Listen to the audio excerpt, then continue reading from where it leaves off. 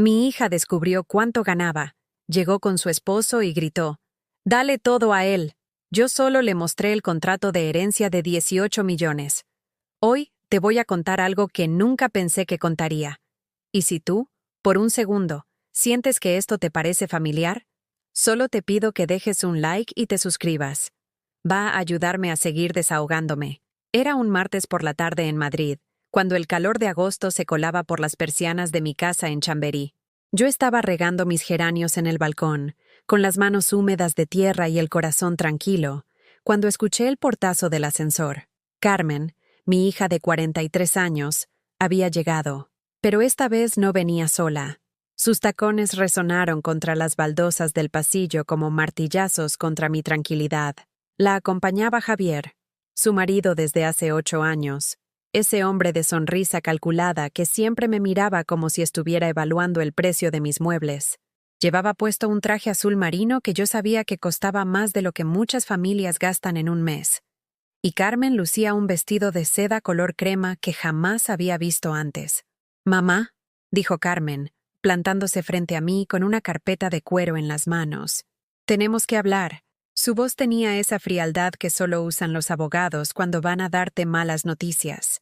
Yo dejé la regadera en el fregadero y me sequé las manos con el delantal bordado que mi madre me había regalado hace 30 años. Mis dedos temblaron ligeramente, como si mi cuerpo ya supiera lo que mi mente se negaba a aceptar. «¿Qué pasa, hija?», pregunté señalando hacia el salón. «¿Queréis un café? Tengo magdalenas del horno». «No, mamá. Esto no es una visita social», interrumpió Javier, ajustándose los gemelos dorados de sus puños. «Hemos descubierto algunas cosas interesantes sobre tus finanzas». Carmen abrió la carpeta con movimientos precisos, como un cirujano que va a hacer una incisión. Dentro había documentos que reconocí inmediatamente: extractos bancarios, escrituras de propiedades, contratos de alquiler. Mi estómago se contrajo como si hubiera tragado vidrio molido. «Sabemos cuánto ganas con las rentas, mamá», dijo Carmen, sus ojos brillando con una avidez que jamás había visto en ellos. 3 apartamentos en Malasaña, 2 locales comerciales en el centro, y esta casa que vale una fortuna. ¿Por qué nunca nos dijiste que tenías tanto dinero? La habitación se llenó de un silencio denso, del tipo que precede a las tormentas. El reloj de pared que había pertenecido a mi abuela seguía marcando los segundos con su tic-tac hipnótico, el mismo sonido que había acompañado mis noches de insomnio después de la muerte de Antonio, mi marido, hace 6 años. «Ese dinero», balbuceé, sintiendo como si las palabras se me atoraran en la garganta. «Lo ganamos tu padre y yo con 40 años de trabajo. Él vendía seguros de puerta en puerta. Yo cosía en casa hasta las tantas. Cada euro de esas propiedades costó sacrificios que vosotros no podéis imaginar. Eso es el pasado, mamá», cortó Javier, paseándose por mi salón como un depredador que marca su territorio. «Lo importante es el presente, y en el presente, tú tienes recursos que nosotros necesitamos urgentemente». Carmen se acercó a mí, tomó mis manos arrugadas entre las suyas, perfectamente manicuradas, y me miró con esa sonrisa que solía usar cuando era niña y quería convencerme de comprarle algo en la juguetería. «Mamá, ya tienes 74 años. ¿Para qué necesitas tanto patrimonio? Nosotros tenemos 2 hijos que mantener, una hipoteca que nos ahoga, gastos que no puedes ni imaginar». «Pero Carmen», intenté protestar. «Dale todo a él», gritó de repente, señalando a Javier con una vehemencia que me dejó paralizada. «Javier sabe de negocios. Él puede hacer que el dinero se multiplique. Es lo más inteligente que puedes hacer». Sus palabras cayeron sobre mí como piedras. «Dale todo a él. No, ayúdanos. No podríamos hablar de un préstamo. Dale todo a él». Como si yo fuera una anciana senil incapaz de gestionar mi propia vida. Como si mi único propósito fuera entregar todo lo que había construido a un hombre que ni siquiera era sangre de mi sangre. Javier sonrió con esa sonrisa que había perfeccionado en sus años de comercial, esa que usaba para convencer a la gente de firmar contratos que no entendía completamente. «Doña Elena, yo me haría cargo de todo. Usted no tendría que preocuparse por nada nunca más. Nosotros la cuidaríamos, por supuesto. Podría vivir con nosotros, ver a sus nietos todos los días. vivir con nosotros. Las palabras resonaron en mi cabeza como una sentencia. Conocía a Carmen lo suficiente para saber que vivir con nosotros significaba convertirme en una carga tolerada, en la abuela que molesta cuando llegan visitas, que debe mantenerse callada durante las cenas importantes, que debe agradecer cada migaja de atención como si fuera un favor. Me levanté despacio del sillón de terciopelo verde, donde había pasado tantas tardes leyendo novelas de amor, donde Antonio y yo habíamos planeado nuestros viajes de jubilación que nunca llegamos a hacer porque la muerte se lo llevó antes de tiempo. Mis piernas flaquearon ligeramente, pero logré mantenerme en pie. «Necesito pensarlo», dije con una voz que no reconocí como mía.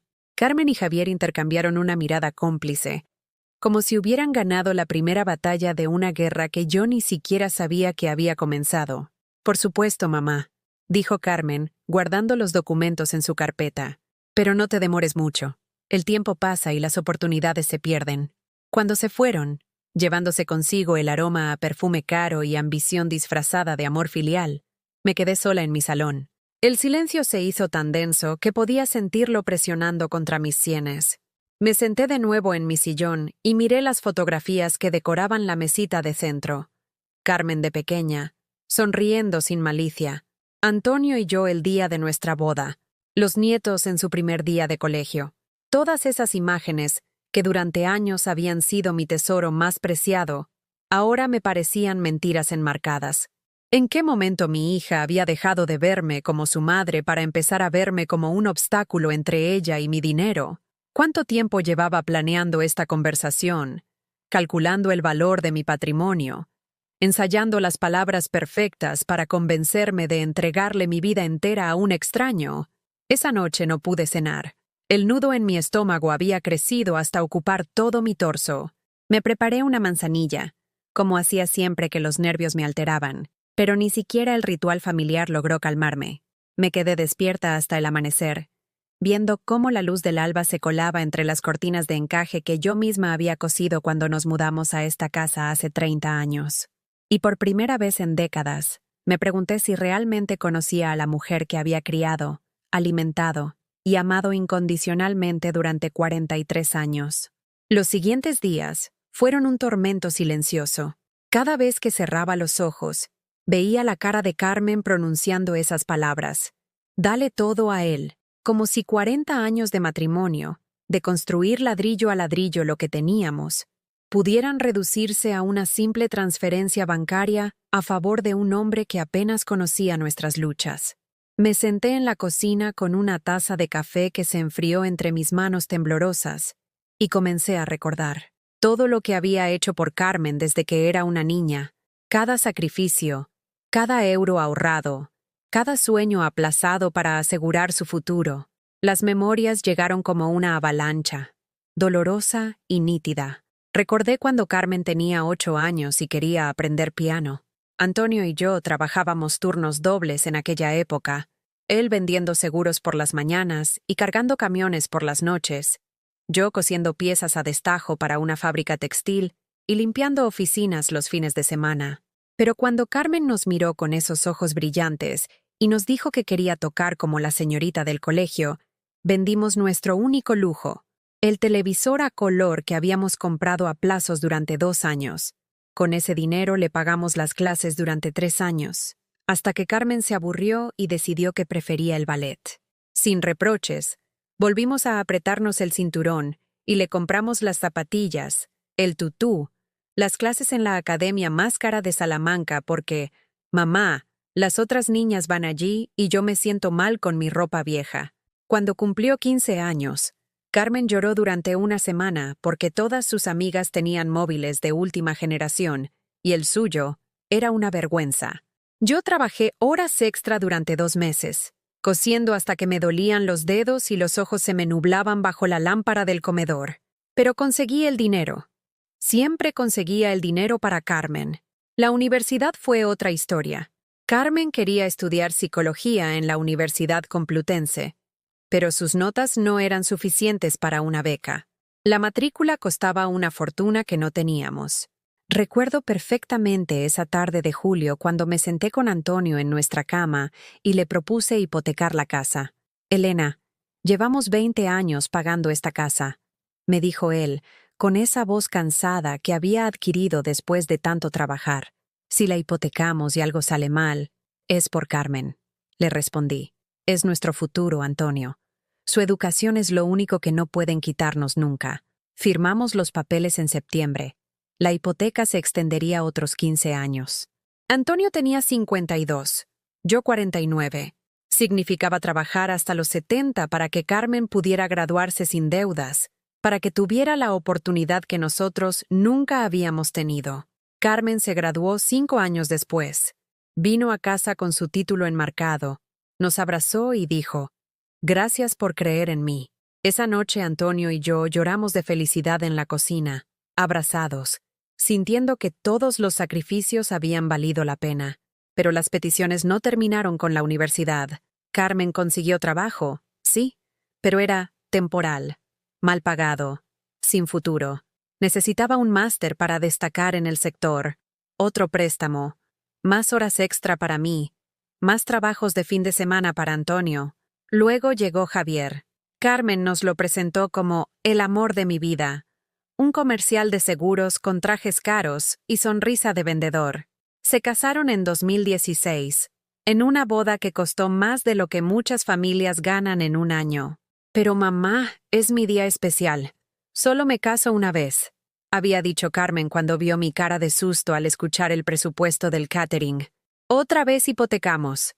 Esta vez una de las propiedades que habíamos comprado con tanto esfuerzo. Pero era por la felicidad de Carmen, y eso justificaba cualquier sacrificio. Después vinieron los nietos, Pablo y Sofía. Carmen dejó de trabajar para cuidarlos, y Javier atravesaba una mala racha en la empresa. Las facturas se acumulaban, la hipoteca de su piso se atrasaba. Yo empecé a hacerme cargo de los gastos del colegio privado de los niños, de sus actividades extraescolares, de la ropa de marca que Carmen consideraba indispensable, para que no se sintieran menos que sus compañeros. «Es temporal, mamá», me decía siempre Carmen, «hasta que Javier consiga un trabajo mejor». Pero los años pasaron y Javier nunca conseguía ese trabajo mejor. O lo conseguía y lo perdía a los pocos meses por incompatibilidad con el jefe o reestructuración de la empresa. Siempre había una excusa.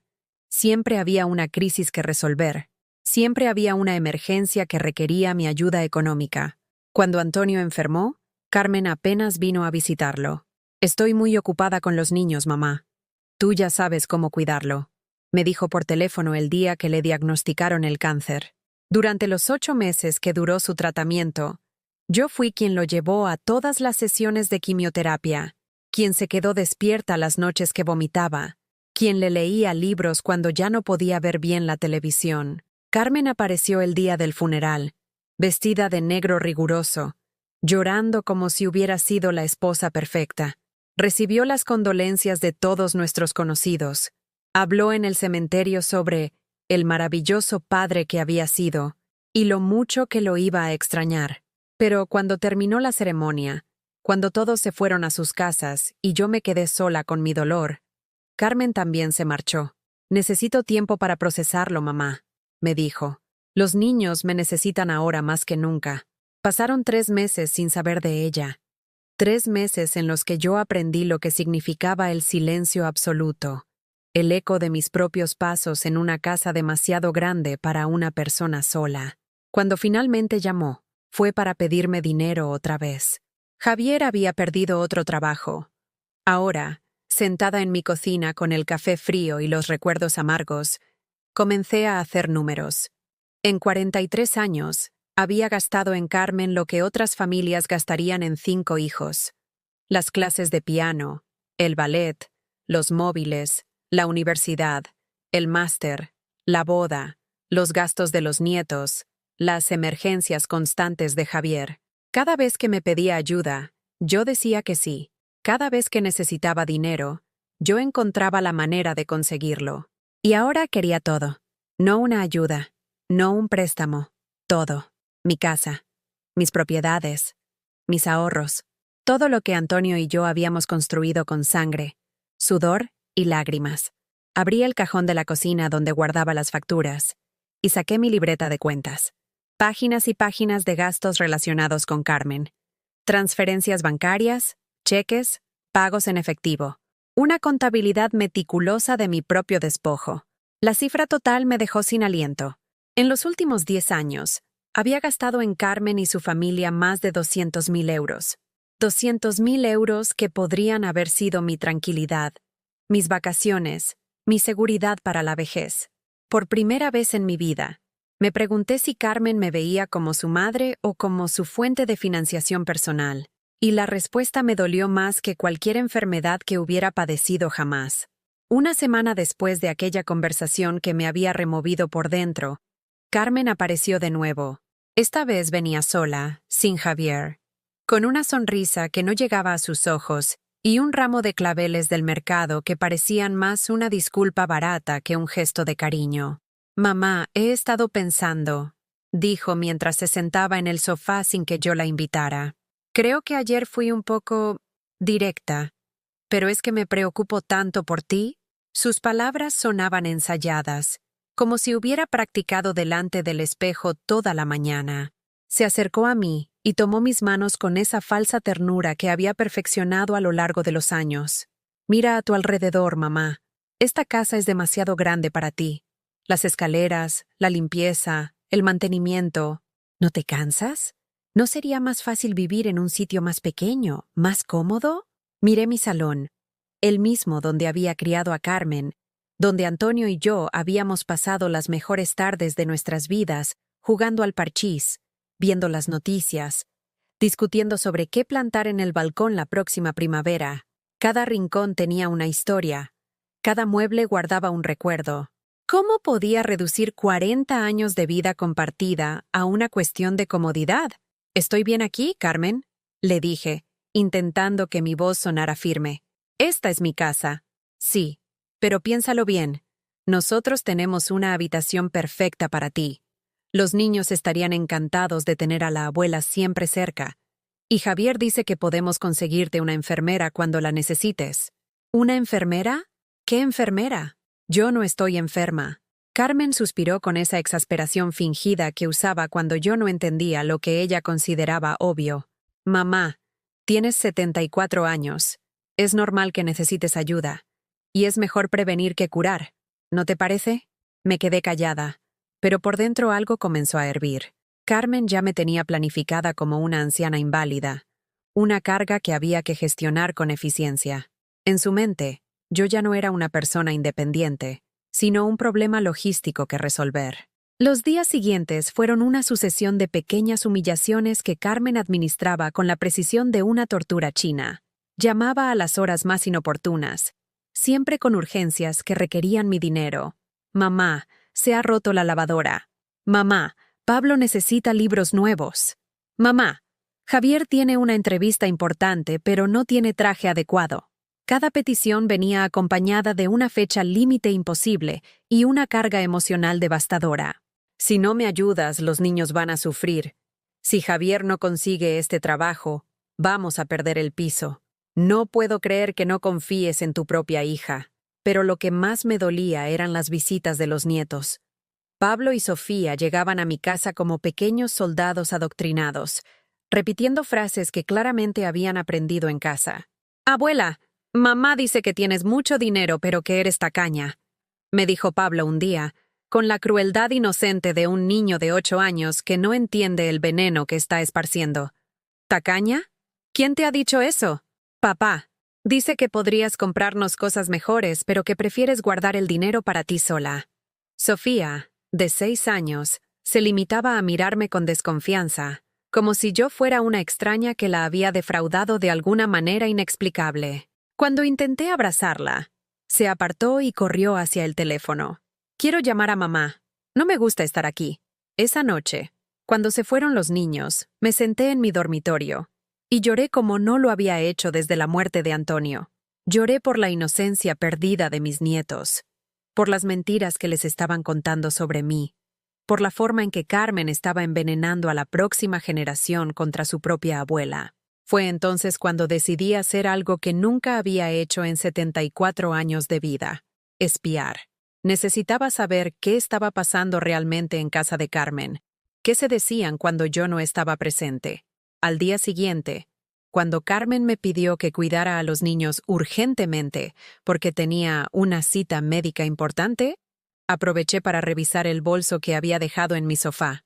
Entre papeles arrugados y recibos, encontré algo que me heló la sangre. Una conversación de WhatsApp entre Carmen y Javier, impresa en papel. Ya hablé con la vieja. Está más blanda. Creo que está funcionando. ¿Le dijiste lo de la residencia? No todavía. Primero tenemos que conseguir que firme los papeles. Después ya veremos.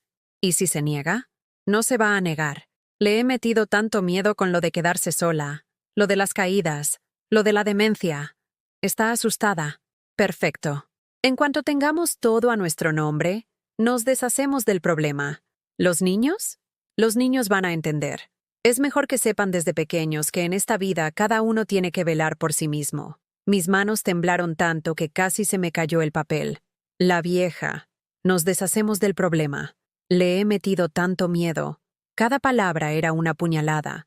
Pero la que más me dolió fue: los niños van a entender. Carmen no solo me estaba traicionando a mí, estaba corrompiendo a sus propios hijos, enseñándoles que la manipulación y el engaño eran herramientas aceptables para conseguir lo que querían. Guardé el papel en mi bolsillo con manos temblorosas. Cuando Carmen regresó 2 horas después, fingí normalidad. Pero por dentro todo había cambiado. Por primera vez en mi vida, veía a mi hija tal como era realmente. Una extraña que llevaba mi apellido, pero que había perdido todo vestigio de humanidad en su búsqueda desesperada por mi dinero. ¿Cómo se han portado los niños, mamá?, me preguntó, recogiendo su bolso sin sospechar lo que yo había descubierto. Muy bien, mentí. Pablo me ha contado cosas muy interesantes. Carmen palideció ligeramente. ¿Qué cosas? Nada importante. Cosas de niños. Esa noche, cuando me quedé sola, volví a leer la conversación, una y otra vez, hasta memorizarla palabra por palabra. Después saqué mi teléfono móvil, ese que Carmen siempre criticaba por ser demasiado antiguo, y fotografié cada línea. No sabía para qué podría necesitar esa evidencia en el futuro, pero algo me decía que iba a ser importante. Me serví una copa del vino que Antonio y yo guardábamos para ocasiones especiales. Ya no habría más ocasiones especiales, así que decidí que mi despertar merecía una celebración amarga. Mientras bebía, miraba las fotos familiares que decoraban mi mesita de noche. Carmen de bebé en mis brazos, Carmen en su primera comunión, Carmen graduándose, Carmen en su boda. En todas las fotos ella sonreía. En algunas, yo también sonreía. Pero ahora, sabiendo lo que sabía, esas sonrisas me parecían mentiras documentadas, recuerdos falsos de una relación que quizás nunca había sido real. Por primera vez en 74 años, me pregunté si conocía realmente a la persona que había parido, criado y amado sin condiciones. Y por primera vez en mi vida, la respuesta me dio miedo. Apagué la luz y me quedé despierta en la oscuridad, escuchando los ruidos nocturnos de Madrid, el tráfico lejano, los vecinos discutiendo en el piso de arriba, el viento moviendo las persianas.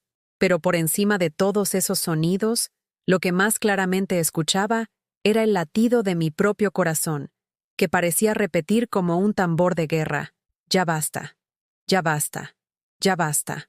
El lunes por la mañana, tomé la decisión más difícil de mi vida.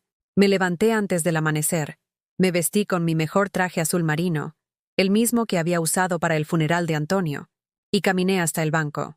Madrid despertaba lentamente a mi alrededor, los barrenderos terminando su turno nocturno, los primeros trabajadores esperando el metro en la estación de Bilbao, el aroma a café y churros escapando de los bares que abrían sus puertas. En el banco, pedí hablar con el director. Eduardo Morales, un hombre de unos 50 años que había conocido a Antonio en vida, me recibió con la cordialidad profesional de siempre, pero noté algo diferente en su mirada cuando le expliqué lo que necesitaba hacer. Doña Elena, ¿está segura de que quiere cancelar todas las autorizaciones de Carmen en sus cuentas? Sus palabras flotaron en el aire como una sentencia. Durante 15 años, Carmen había tenido acceso completo a mis finanzas. Podía hacer transferencias, retirar dinero, incluso solicitar préstamos usando mis propiedades como aval. Yo había considerado esto como una muestra de confianza maternal. Ahora entendía que había sido mi mayor error. Completamente segura, respondí, aunque mi voz temblaba ligeramente. Eduardo me miró con esa expresión que había aprendido a reconocer en los rostros de las personas que sabían más de lo que decían. Como director de banco, él había visto mi cuenta vaciarse sistemáticamente durante años.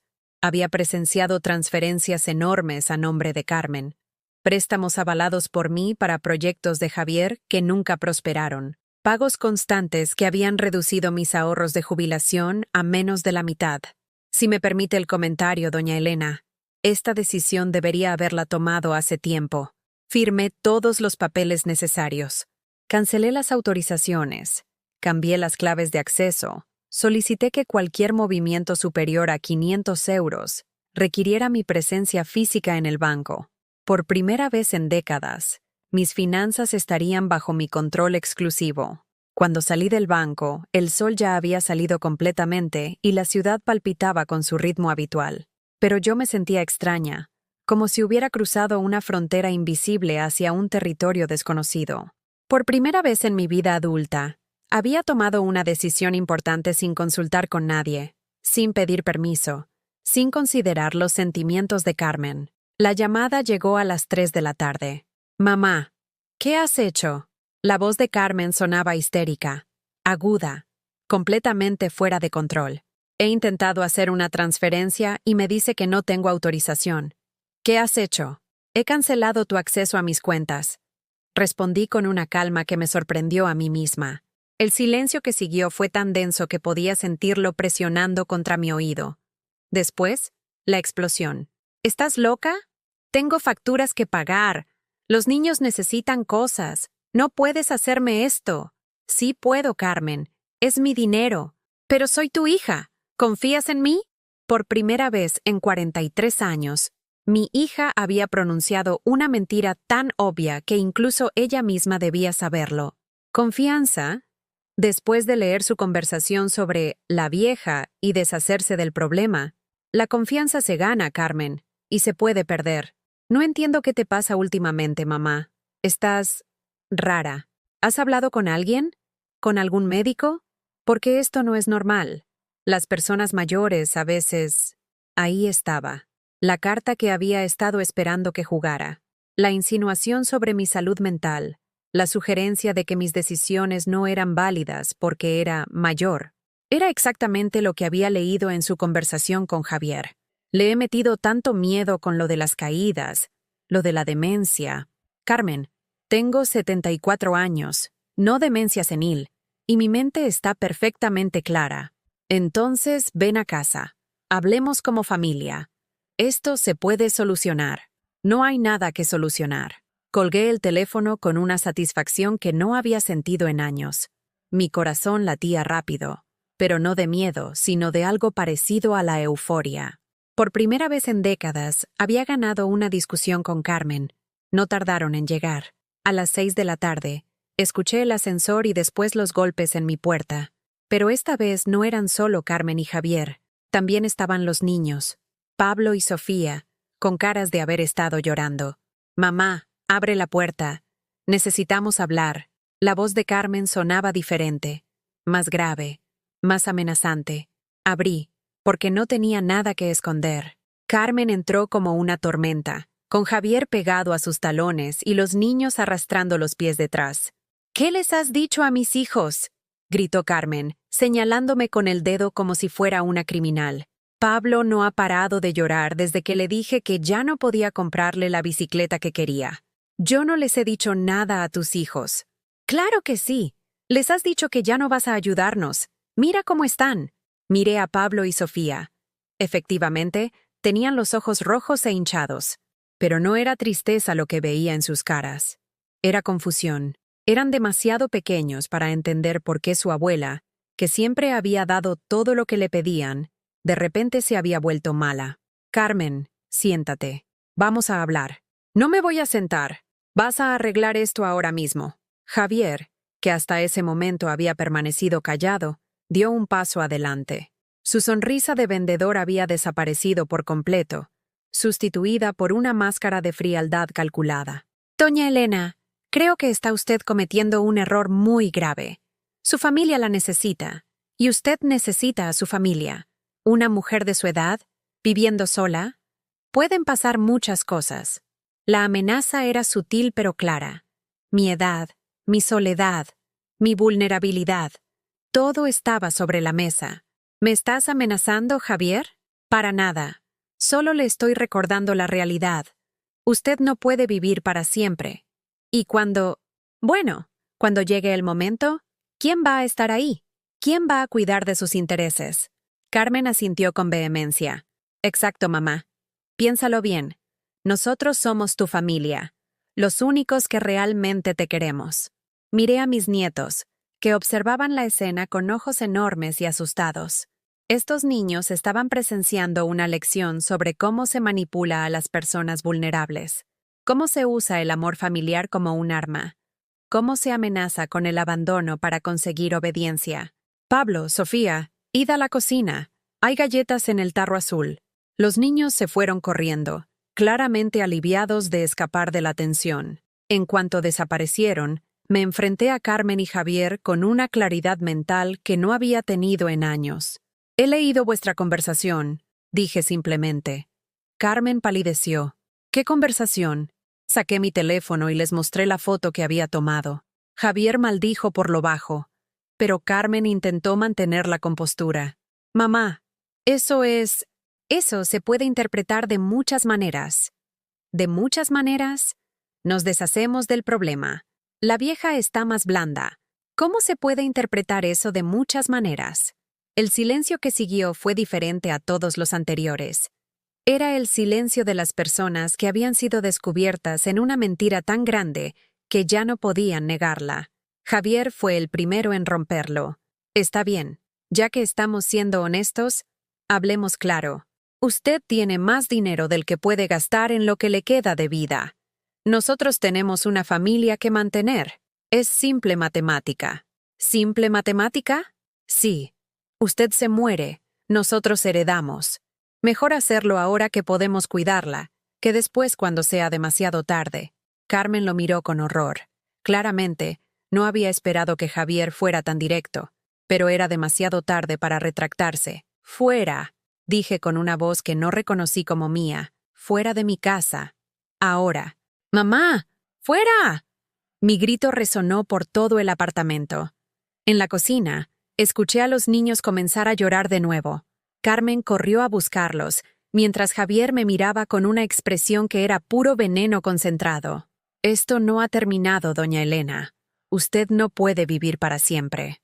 Cuando se fueron, me quedé sola en mi salón, temblando no de miedo, sino de una ira tan pura que me daba fuerzas que no sabía que tenía. Por primera vez en mi vida, había visto a mi hija sin los filtros del amor maternal, y lo que había visto me había roto el corazón, pero también me había liberado. Esa noche dormí mejor que en meses. Los días siguientes fueron los más extraños de mi vida. Por primera vez en 43 años, mi teléfono no sonaba cada 2 horas con peticiones urgentes de Carmen. No había mensajes desesperados sobre facturas vencidas. No había llamadas llorosas sobre emergencias que siempre requerían mi dinero. El silencio era tan completo que al principio me asustó. Me había acostumbrado tanto al caos constante que la paz me resultaba sospechosa. El miércoles por la mañana, mientras desayunaba tranquilamente en mi cocina, me di cuenta de algo extraordinario. No había prisa. Durante décadas, mis mañanas habían estado marcadas por la ansiedad de saber qué nuevo problema tendría que resolver, qué nueva crisis económica de Carmen me esperaba antes del mediodía. Ahora, sentada frente a mi ventana con una taza de café y una tostada con mermelada de naranja, podía escuchar a los gorriones cantar en el balcón sin pensar en nada más. Decidí hacer algo que no había hecho en años. Salir a caminar sin destino. Me vestí con comodidad. Cogí mi bolso pequeño y salí a la calle sin plan alguno. Madrid me recibió con una luz dorada de otoño que hacía que hasta los edificios más viejos parecieran hermosos. Caminé por Fuencarral hacia el centro, observando escaparates que antes solo miraba de refilón cuando tenía prisa por llegar al banco a resolver algún problema financiero de Carmen. En una librería pequeña cerca de Malasaña, me detuve. Hacía tanto tiempo que no compraba un libro para mí que me había olvidado del placer simple de hojear páginas nuevas, de oler el papel fresco, de elegir una historia solo porque me apetecía leerla. Compré una novela de amor que jamás habría tenido tiempo de leer cuando mis días estaban ocupados siendo la solución de todos los problemas familiares. Después entré en una cafetería que olía a canela y café recién molido. Pedí un cortado y un trozo de tarta de manzana y me senté junto a la ventana. A mi alrededor, la vida seguía su curso normal. Estudiantes con sus ordenadores portátiles, parejas de jubilados comentando las noticias del día, madres jóvenes con cochecitos bebiendo té mientras sus hijos dormían. Por primera vez en años, me sentí parte de ese mundo normal, no como alguien que estaba de paso entre una crisis y la siguiente. Pero la verdadera revelación llegó esa tarde, cuando regresé a casa y me senté en mi sillón favorito con el libro nuevo. Durante 3 horas seguidas, leí sin interrupciones. Nadie llamó pidiendo dinero. Nadie apareció en mi puerta con una emergencia fabricada. Nadie me hizo sentir culpable por tomarme tiempo para mí misma. El silencio de mi casa ya no era la ausencia de vida, era la presencia de paz. Esa noche, mientras preparaba la cena para una sola persona, me di cuenta de algo que me emocionó hasta las lágrimas. Estaba cocinando lo que me apetecía. Una tortilla francesa con jamón serrano, nada pretencioso ni caro, pero exactamente lo que mi cuerpo me pedía. Durante años había cocinado pensando en Carmen, en Javier, en los niños, adaptando mis comidas a los gustos y exigencias de otros. Ahora, por primera vez en décadas, mi cena dependía únicamente de mis propios deseos. El jueves por la mañana, el teléfono rompió mi nueva rutina. Pero no era Carmen, era mi vecina, Amparo, una mujer de mi edad que vivía en el piso de abajo y con quien apenas había cruzado más que saludos corteses durante años. Elena, ¿te apetece bajar a tomar un café? Tengo bizcocho casero. La invitación me pilló tan desprevenida que tardé unos segundos en responder. ¿Cuánto tiempo hacía que alguien me invitaba a algo sin querer nada a cambio? ¿Cuándo había sido la última vez que una conversación no había girado en torno a los problemas de Carmen o las necesidades de sus hijos? El piso de Amparo era luminoso y acogedor, decorado con fotografías de viajes que yo no sabía que había hecho. Mientras tomábamos café en su terraza pequeña pero llena de plantas, descubrí que mi vecina tenía una vida fascinante que yo había ignorado completamente. Había sido profesora de historia, había viajado por Europa con su marido antes de enviudar, tenía 3 hijos que la visitaban regularmente, pero que no dependían económicamente de ella. ¿Y tú qué tal, Elena? Hace tiempo que no veo a Carmen por aquí. La pregunta me cogió desprevenida. Durante años, la relación entre Carmen y yo había sido el tema central de mi existencia, pero ahora, sentada en la terraza de Amparo con el sol calentándome la cara, me di cuenta de que no quería hablar de mi hija. No quería contaminar ese momento de paz con los recuerdos amargos de los últimos meses. Estamos dándonos un respiro, dije simplemente. Amparo asintió con la sabiduría de alguien que había vivido lo suficiente para entender que a veces las familias necesitan distancia para sanar. A veces es lo mejor, comentó. Yo tuve mis diferencias con mi hijo mayor hace unos años. Estuvimos sin hablarnos casi un año. Al final, cuando volvimos a encontrarnos, nuestra relación era mucho más sana. Sus palabras me dieron una perspectiva que no había considerado. Quizás la distancia no era el fin de mi relación con Carmen. Quizás era el comienzo de una nueva forma de relacionarnos. Una en la que yo no fuera únicamente su fuente de financiación. Esa tarde, cuando volví a mi piso, encontré un mensaje en el contestador automático. Era Carmen, pero su tono había cambiado completamente. Ya no era histérica ni amenazante. Sonaba calculadora. Mamá, he estado pensando. Creo que tenemos que hablar como adultas. Sé que las cosas se han puesto tensas últimamente, pero somos familia y las familias superan sus diferencias. ¿Por qué no vienes a cenar el sábado? Los niños te echan de menos. Podemos hablar con calma, sin presiones. Borré el mensaje sin pensarlo 2 veces. Conocía demasiado bien ese tono de voz. Era el mismo que había usado cuando era adolescente y quería algo muy caro. El mismo que había empleado para convencerme de hipotecar la casa para su boda. Carmen había cambiado de estrategia, pero el objetivo seguía siendo el mismo. El viernes decidí hacer algo que llevaba años posponiendo. Visité la tumba de Antonio. No había ido desde el primer aniversario de su muerte porque Carmen siempre tenía alguna crisis que requería mi atención inmediata. Papá entendería que los vivos son más importantes que los muertos, me había dicho en su momento, y yo había aceptado esa lógica cruel sin cuestionarla. El cementerio de la Almudena estaba tranquilo esa tarde. Llevé flores frescas, margaritas blancas que eran las favoritas de Antonio, y me senté en el banco que había frente a su tumba. Por primera vez desde su muerte, pude hablarle sin la presión del tiempo, sin la ansiedad de saber que Carmen me estaba esperando en casa con algún nuevo problema que resolver. Te he echado de menos, le dije a la lápida de mármol gris, y creo que tú habrías sabido qué hacer con Carmen mucho antes que yo. El viento movió las hojas de los árboles cercanos, creando un susurro que casi sonaba como una respuesta. Me quedé allí hasta que empezó a anochecer, sintiéndome más cerca de Antonio de lo que me había sentido en años. Por primera vez desde su muerte, no me sentía culpable por estar viva mientras él no estaba. Cuando llegué a casa esa noche, había otro mensaje de Carmen. Esta vez su voz sonaba diferente, más urgente, más desesperada. Mamá, necesito hablar contigo urgentemente. Javier, bueno, han pasado cosas. Ven mañana, por favor. Es importante. Ah, pero yo ya no era la mujer que corría cada vez que Carmen la necesitaba. La mujer que había pasado la tarde hablando con su marido muerto, que había desayunado tranquila, que había comprado un libro por placer, que había descubierto que tenía una vecina interesante. Esa mujer había aprendido que su vida tenía valor más allá de ser útil para otros. Esa noche, por primera vez en 6 años, dormí profundamente de un tirón.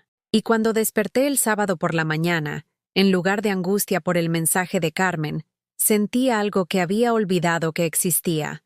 Curiosidad por lo que el día me podría traer. Me levanté sin prisa.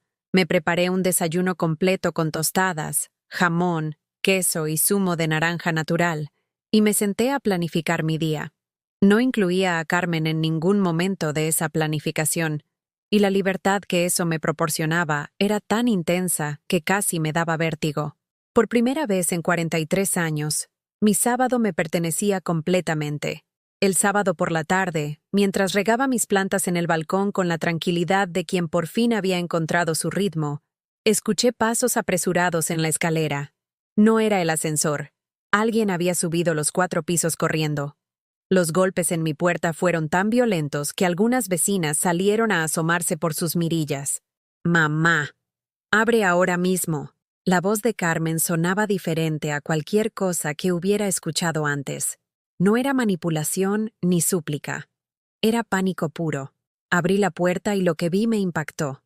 Carmen tenía el maquillaje corrido, el pelo revuelto y una marca roja en el cuello que parecía reciente. Llevaba la misma ropa del día anterior, arrugada como si hubiera dormido con ella puesta. Detrás venía Javier, pero él se veía peor. Tenía un ojo morado, el labio partido y las manos manchadas de sangre. «Necesitamos ayuda», dijo Carmen, empujándome para entrar sin permiso. «Necesitamos dinero. Ahora. ¿Qué ha pasado? Le debemos dinero a gente peligrosa», murmuró Javier, evitando mi mirada. «Mucho dinero». Me senté lentamente en mi sillón, observando a estas 2 personas que habían invadido mi paz. Por primera vez en meses, los veía claramente. No como familia que necesitaba mi ayuda, sino como lo que realmente eran, 2 adultos que habían tomado decisiones terribles y querían que yo pagara las consecuencias. «¿Cuánto dinero?» 150.000 euros, susurró Carmen. Javier invirtió en un negocio, que resultó ser una estafa, y los inversores no eran exactamente legales. 150.000 euros. Más de lo que muchas personas ganaban en 5 años. Más de lo que yo había ahorrado en toda mi vida de trabajo. Y lo querían de mí, como si fuera su derecho, como si yo fuera responsable de limpiar los desastres que creaban sus decisiones imprudentes. No tengo 150.000 euros, dije con una calma que me sorprendió a mí misma. Sí los tienes, gritó Carmen. Tienes las propiedades. Puedes venderlas. Puedes hipotecarlas. Ah, claro. Tengo que vender el trabajo de toda mi vida para salvar a Javier de sus malas decisiones. Es tu familia. Carmen se acercó a mí con los ojos inyectados en sangre. Somos lo único que tienes. Si nos pasa algo, te quedas sola para siempre. Javier, que hasta ese momento había permanecido callado, dio un paso adelante. Su cara hinchada no conseguía ocultar la desesperación que había debajo. Doña Elena, no entiende la gravedad de la situación. Esta gente no perdona. Si no pagamos en una semana, nos van a hacer daño. Daño de verdad. Y a los niños también, añadió Carmen con una voz quebrada que por un momento me hizo dudar. Dijeron que si no pagamos, irían por toda la familia.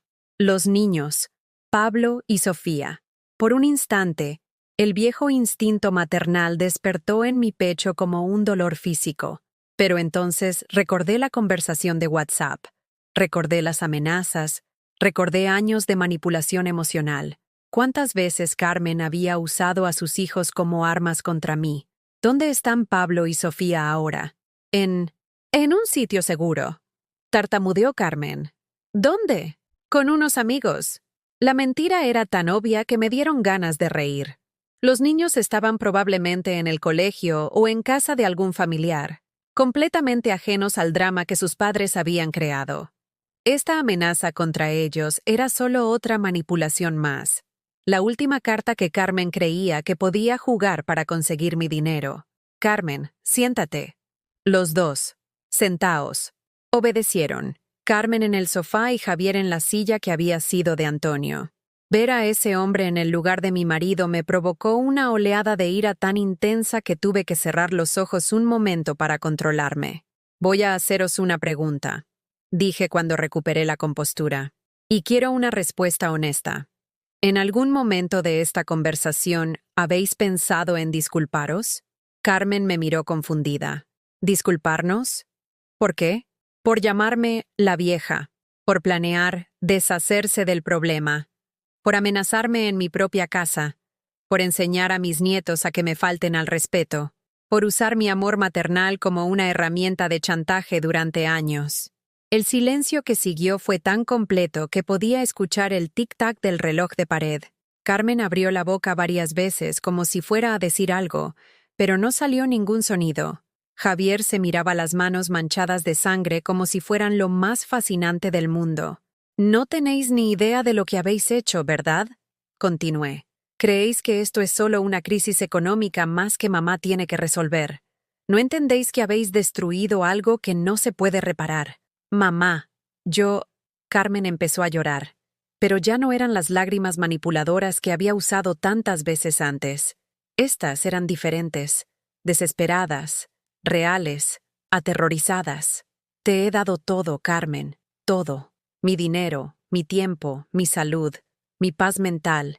He sacrificado mi matrimonio, mi jubilación, mi felicidad para que tú pudieras tener una vida cómoda. Y lo único que he recibido a cambio ha sido desprecio. Me levanté y fui al escritorio donde guardaba mis documentos importantes.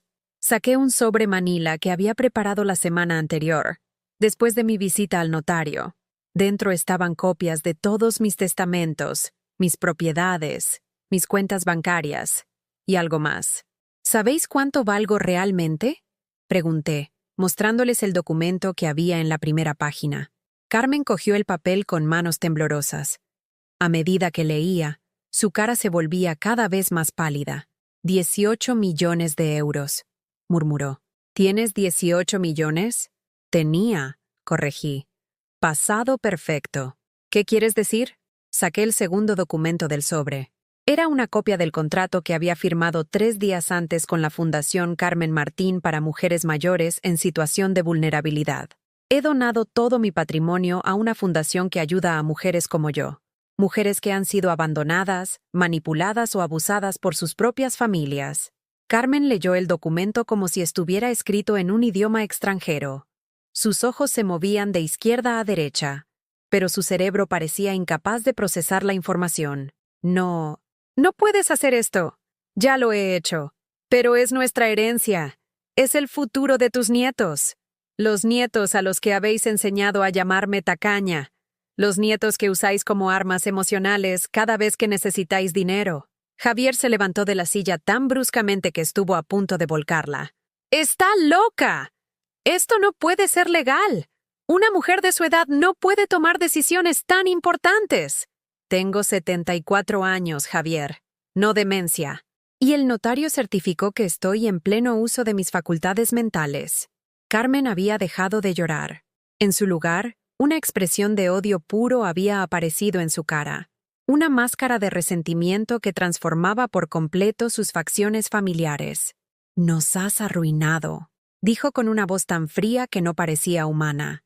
«Nos has condenado a muerte por tu egoísmo. Yo no os he arruinado. Os habéis arruinado vosotros mismos con vuestras decisiones. Yo solo he decidido dejar de ser vuestra red de seguridad». «¿Y qué vas a hacer ahora?», preguntó Javier con una sonrisa cruel. «¿Vivir como una pobre hasta que te mueras? ¿Porque sin nosotros no tienes a nadie?». Por primera vez en toda la conversación, sonreí. Una sonrisa real, genuina, llena de una paz que no había sentido en años. Tengo la fundación. Voy a trabajar con mujeres que han pasado por lo mismo que yo. Voy a ayudar a otras madres a reconocer cuando están siendo manipuladas. Y cuando me muera, que espero que sea dentro de muchos años, voy a morir sabiendo que mi dinero sirvió para algo bueno. Carmen se levantó lentamente, con movimientos robóticos, como si fuera un autómata al que se le hubieran agotado las pilas. «Esto no puede estar pasando», murmuró. «Esto no puede estar pasando». «Carmen», dije, acercándome a mi hija por última vez, «todavía tienes tiempo de cambiar, de buscar ayuda real para vuestros problemas, de aprender a vivir sin depender del dinero de otros. Pero no puedo ser yo quien os salve esta vez». Se dirigió hacia la puerta como una sonámbula, con Javier siguiéndola. En el umbral, se volvió una última vez. «Nunca te voy a perdonar esto», dijo. «Lo sé», respondí. «Pero yo ya me he perdonado a mí misma». Cuando se fueron, cerré la puerta con llave y me apoyé contra ella. Por primera vez en 74 años de vida, era completamente libre. Los días siguientes a la ruptura definitiva con Carmen fueron como despertar de una pesadilla que había durado décadas. Por primera vez en mi vida adulta, no había gritos, no había lágrimas manipuladoras, no había amenazas veladas sobre mi edad o mi salud mental. Solo existía un silencio dorado que me abrazaba como una manta de cachemira después de años durmiendo sobre cristales rotos. El martes por la mañana recibí una llamada que cambiaría todo.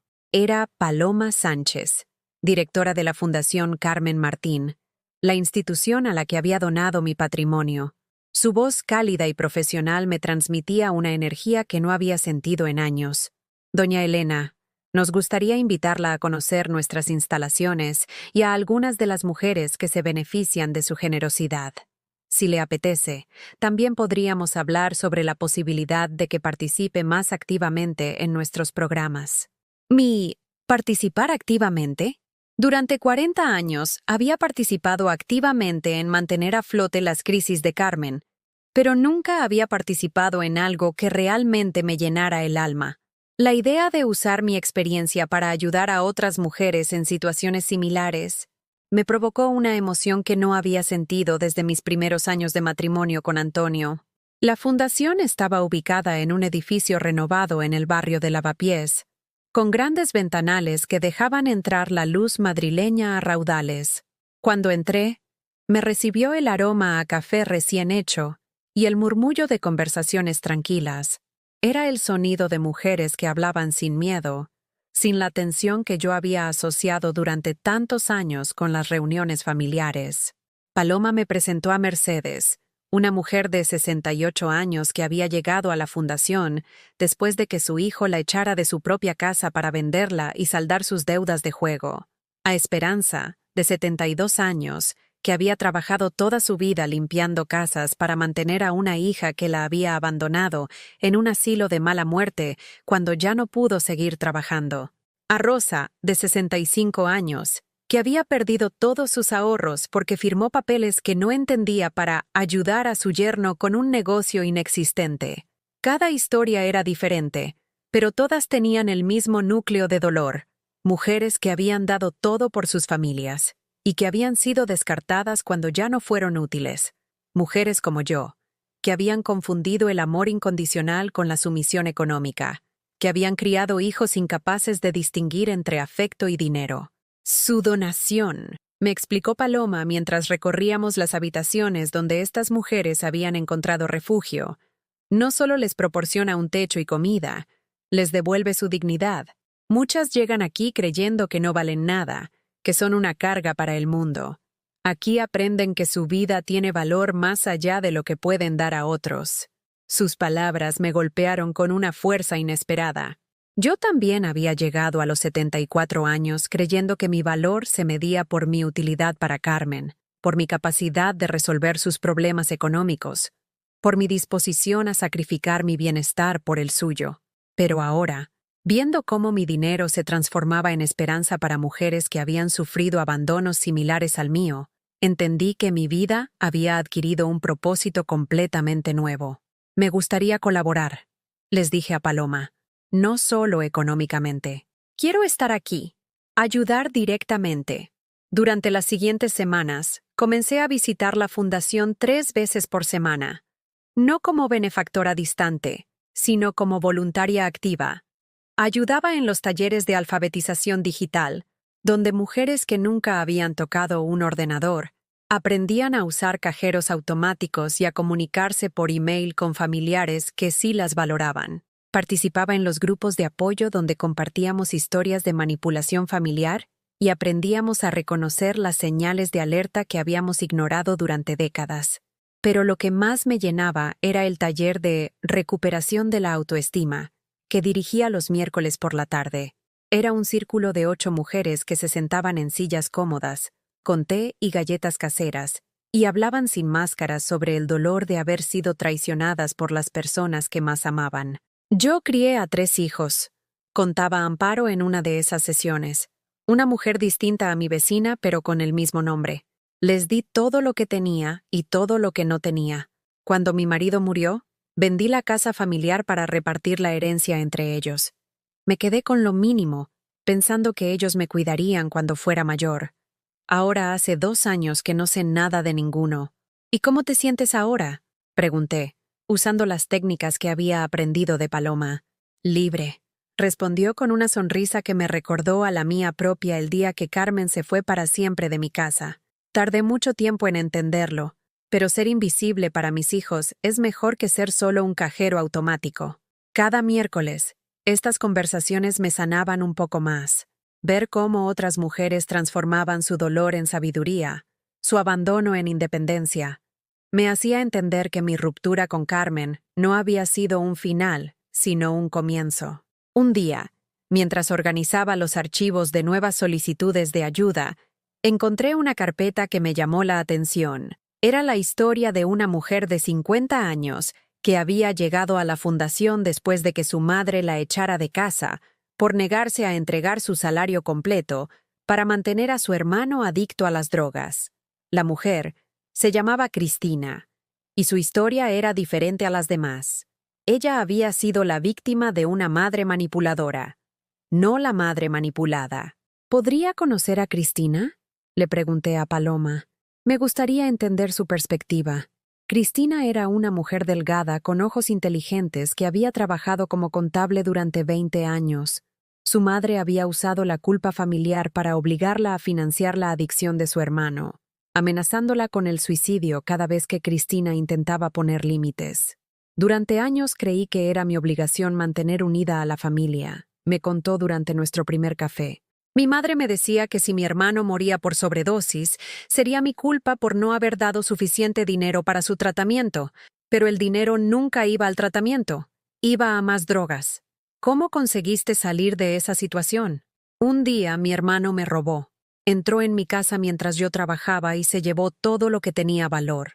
Joyas de mi abuela, el televisor, incluso los medicamentos de mi diabetes.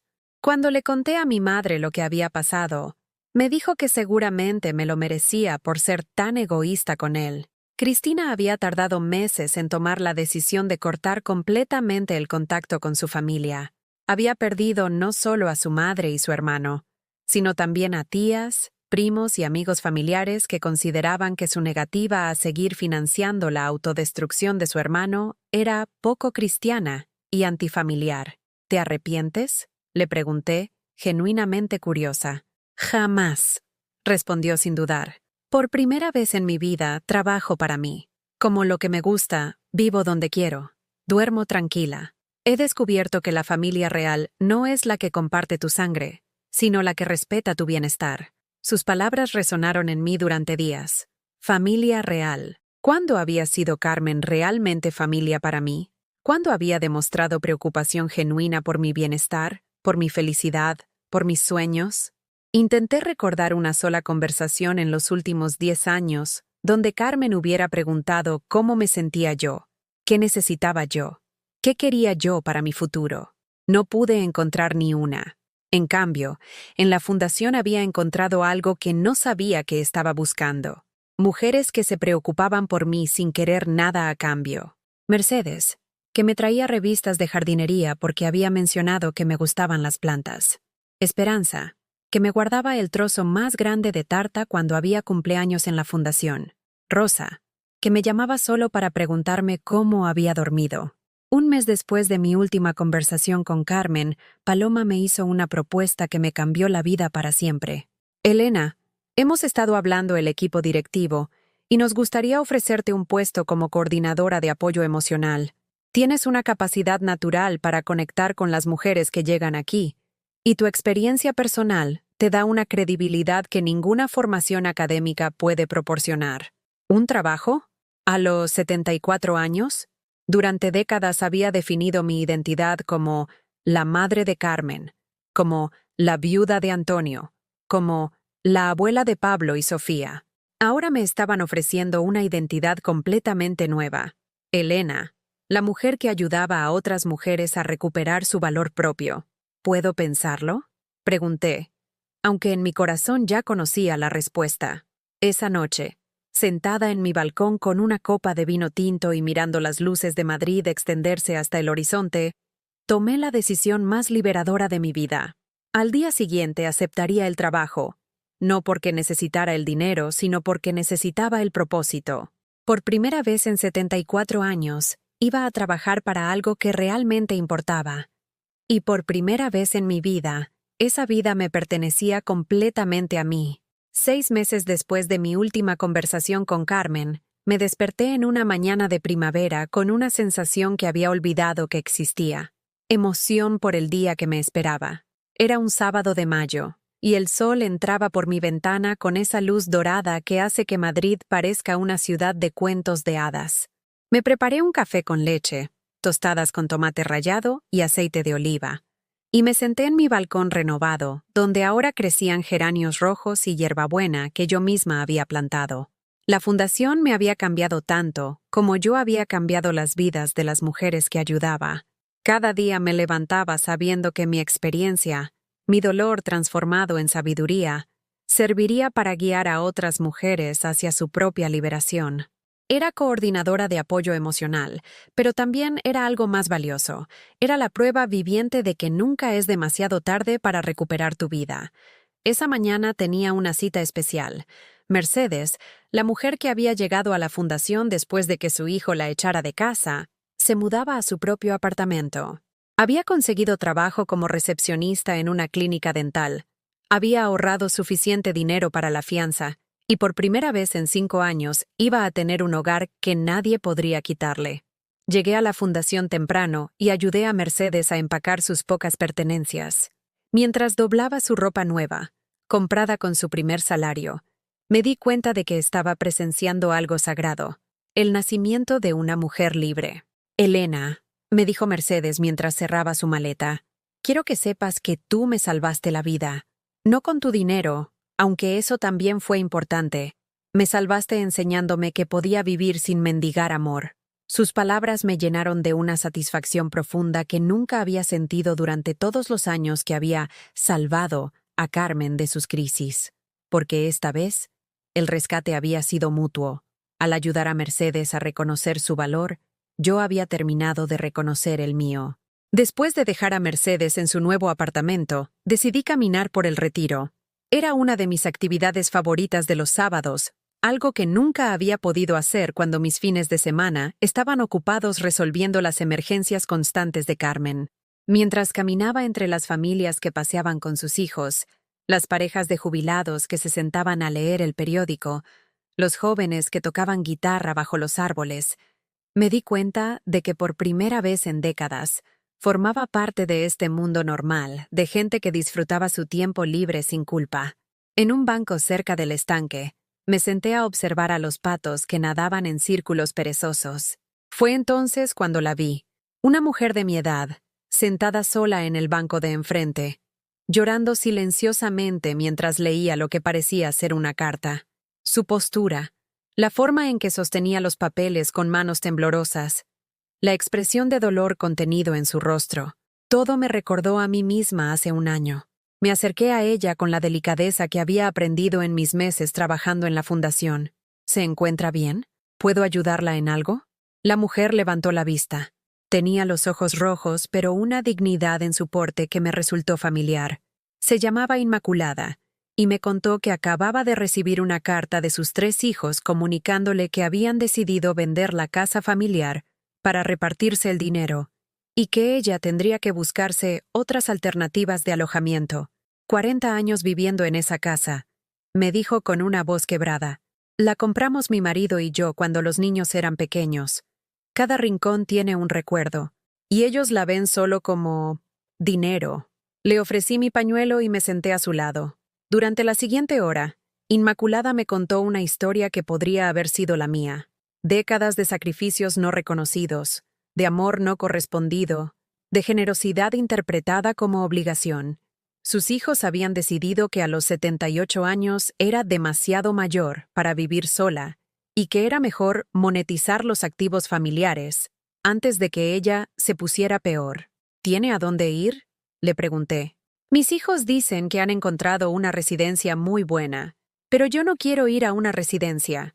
Quiero quedarme en mi casa, con mis cosas, con mis recuerdos. Le hablé de la fundación. Le expliqué que no era una residencia, sino una comunidad, un lugar donde mujeres como nosotras habíamos encontrado no solo refugio, sino propósito.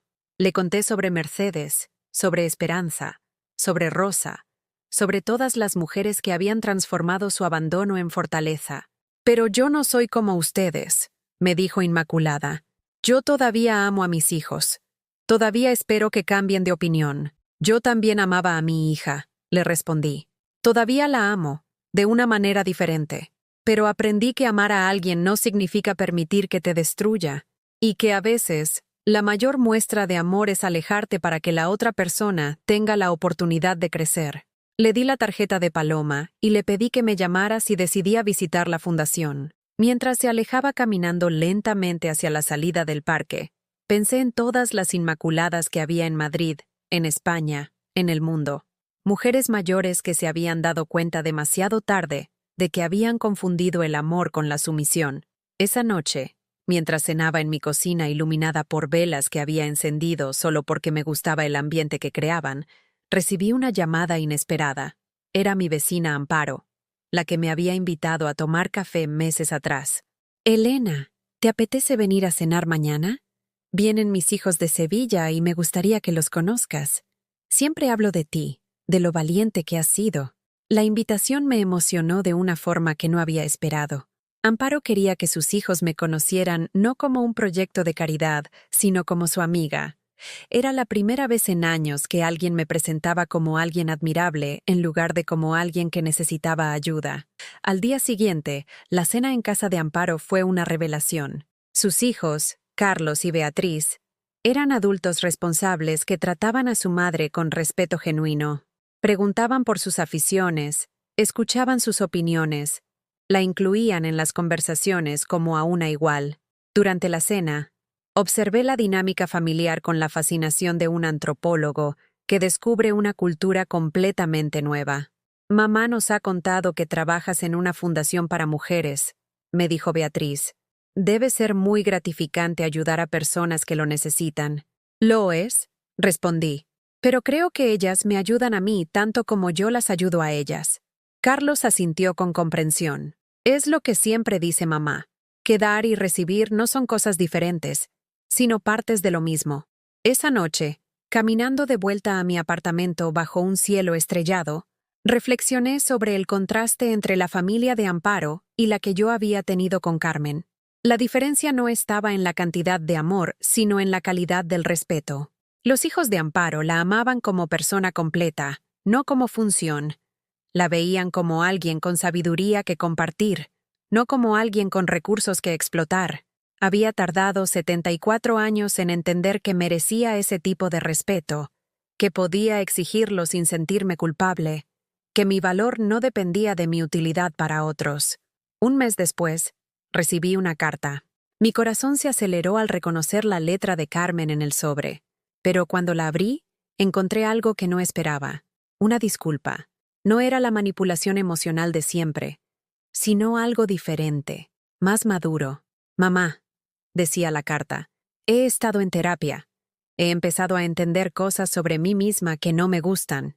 El terapeuta me ayuda a ver que te traté como si fueras mi responsabilidad solucionarlo todo, y eso no era justo. No sé si algún día podrás perdonarme, pero quería que supieras que estoy trabajando para ser una persona mejor. Los niños te echan de menos. Yo también te echo de menos, pero entiendo por qué tuviste que alejarte de nosotros. Leí la carta 3 veces. Había dolor en ella, pero también algo que nunca había visto en Carmen: responsabilidad personal. No me pedía dinero, no me acusaba de ser cruel, no me amenazaba con consecuencias terribles. Simplemente reconocía el daño que había causado y expresaba su intención de cambiar. No respondí inmediatamente. Durante días, reflexioné sobre qué significaba esa carta para mí. ¿Era el comienzo de una posible reconciliación? ¿Era demasiado poco? ¿Demasiado tarde? ¿Podía confiar en que el cambio de Carmen fuera real y no otra manipulación más sofisticada? Al final, decidí escribir una respuesta breve. Carmen, me alegra saber que estás buscando ayuda. Ese es el regalo más grande que puedes hacerte a ti misma y a tus hijos. Te deseo lo mejor en tu proceso. Por ahora, necesito más tiempo. No era perdón, pero tampoco era rechazo. Era simplemente la verdad.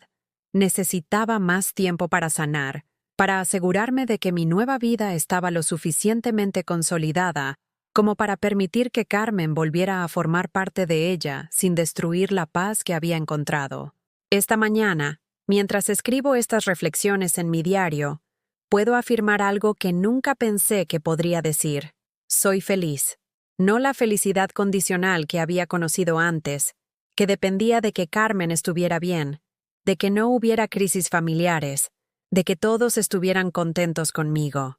Esta es una felicidad incondicional, que nace de conocer mi propio valor y de usar mi vida para algo que realmente importa. Miro por mi ventana y veo un futuro lleno de posibilidades.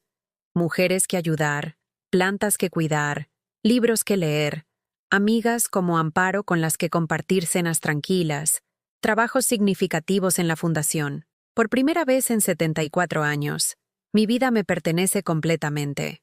Y es una vida hermosa. ¿Has vivido alguna vez una situación similar a la mía? ¿Conoces a alguien que haya pasado por algo parecido? Cuéntamelo en los comentarios.